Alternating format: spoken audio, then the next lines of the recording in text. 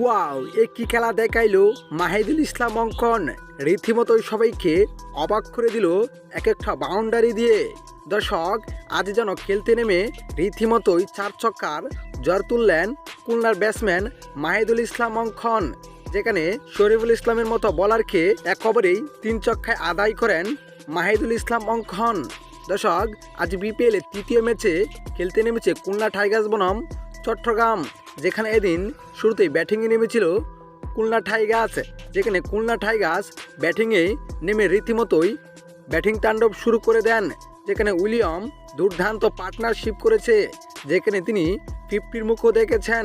তবে মাঝখানে মেহেদী হাসান মিরাজ, ইব্রাহিম জাদরান, আফিফ হোসেন ধ্রুবকে হারিয়ে বিপদে পড়লেও ফিনিশিংয়ে মাহিদুল ইসলাম অঙ্কন যেন নিজের ব্যাটিং ঝলক দেখালেন।